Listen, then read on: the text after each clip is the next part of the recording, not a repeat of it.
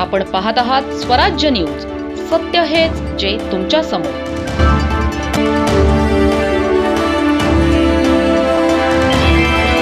मालेगाव शहरात आज एक अनोख्या पद्धतीने आंदोलन पाहायला मिळाले. गोमातेला राष्ट्रीय सन्मान मिळावा या मागणीसाठी भजन संकीर्तनाच्या माध्यमातून मालेगावकर रस्त्यावर उतरले.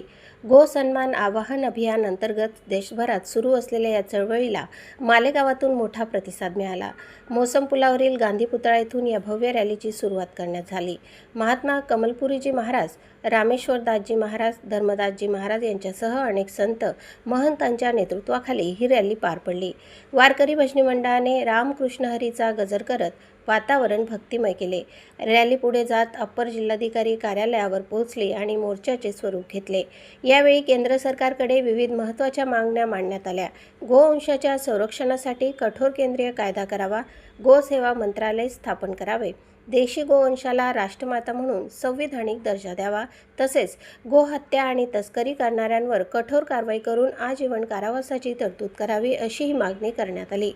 ग्रामपंचायत स्तरावर नंदीशाळा आणि जिल्हा स्तरावर वृद्ध गोशाळा उभारण्याची मागणी करण्यात आली. गोवाहिनी ॲम्ब्युलन्स सेवा सुरू करावी अशी ही मागणी यावेळी करण्यात आली. शालेय अभ्यासक्रमात गोविज्ञानाचा समावेश करावा आणि पंचगव्याला प्रोत्साहन द्यावे असेही निवेदनात नमूद करण्यात आले. या आंदोलनादरम्यान 1459 नागरिकांच्या स्वाक्षऱ्यांसह निवेदन सादर करण्यात आले. सरकारने या मागण्यांवर 27 जुलैपर्यंत सकारात्मक निर्णय घ्यावा, अन्यथा पुढील टप्प्यात मोठे आंदोलन उभारण्याचा इशारा देण्यात आला आहे. एकंदरीतच शांततामय आणि संविधानिक मार्गाने मालेगावात उठलेला हा आवाज आता केंद्र सरकारपर्यंत पोहोचणार का हे पाहणे महत्त्वाचे ठरणार आहे. प्रतिनिधी गोकुळ देवरेसह स्वराज्य न्यूज, मालेगाव. रचनेप्रमाणे आज आपण 27 एप्रिलला आपल्या मालेगाव तहसीलदारला निवेदन दिलेलं आहे. या निवेदनाची आपल्या कारवाईची आपण वाट बघू.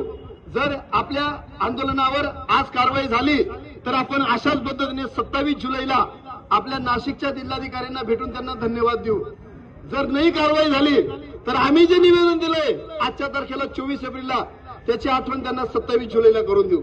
पण 27 जुलैला पण आमच्या निवेदनावर जर कारवाई झाली तर ऑक्टोबर महिन्यामध्ये आम्ही माननीय मुख्यमंत्री साहेबांना भेटू, त्यांना धन्यवाद व्यक्त करू निवेदनाच्या माध्यमातून.